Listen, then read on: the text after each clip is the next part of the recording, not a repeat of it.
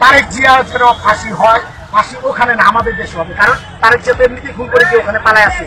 2 যুগেরও বেশি সময় ধরে অভিনয়ের সঙ্গে জড়িত সিদ্দিক। অভিনয়ের সফলতার পর তার ইচ্ছা ছিল রাজনীতি করার, কারণ পৃথিবীর অনেক দেশে এই পথে সফলতার দৃষ্টান্ত আছে। তবে অভিনেতা সিদ্দিকুর রহমান সিদ্দিকের বেলায় তেমনটা ঘটেনি, কারণ তিনি রাজনীতি করতে ভুল পথ বেছে নিয়েছিলেন। নিরপেক্ষ বা জনগণের সাথে না থেকে পক্ষ নিয়েছিলেন পতিত স্বৈরাচারের। সুযোগ পেলেই তোষামোদী করতেন আওয়ামী লীগের।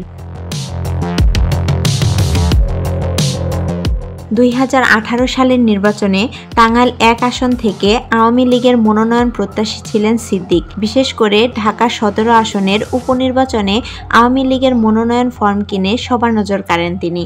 তবে কোনো সময়েই আওয়ামী লীগের প্রার্থী হতে পারেননি সিদ্দিক।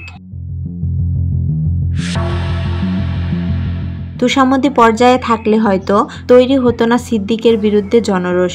সংসদ নির্বাচনে আওয়ামী লীগের মনোনয়ন পেতে শুরু করেছিলেন শীর্ষ রাজনৈতিক নেতাদের চরিত্র হনন।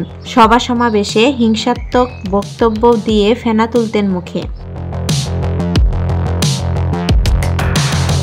24 জুলাই বিপ্লবের পর দীর্ঘদিন গা ঢাকা দিয়েছিলেন অভিনেতা সিদ্দিক। বিপ্লবের 6 মাসের মাথায় হঠাৎ রাজধানীতে দেখা মেলে তার। ভাইরাল হওয়া এক ভিডিওতে দেখা যায় একদল জনতা রাজধানীর মিন্টো রোডে ডিবি কার্যালয়ের সামনে সিদ্দিককে চিনি ফেলে। পরে তারা তাকে পুলিশের হাতে তুলে দিতে চাইলে তা আর সম্ভব হয়নি, কারণ সিদ্দিককে আটকে তেমন আগ্রহ দেখায়নি পুলিশ।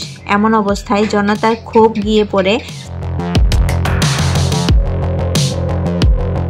পরে উত্তম মধ্যম দিয়ে সিদ্দিককে রমনা থানা পুলিশের হাতে তুলে দেয় জনতা। আইনের লোকেরা বলছে, বৈষম্য বিরোধী ছাত্র আন্দোলন চলাকালে হামলা এবং হত্যার ঘটনায় গুলশান থানায় করা 2টি মামলায় সিদ্দিক আসামি বলে জানতে পেরেছে তারা। তাই আদালতে সিদ্দিকের 10 দিনের রিমান্ড চেয়ে আবেদন করেছে পুলিশ। দোষর হিসেবে খ্যাতি রয়েছে তার।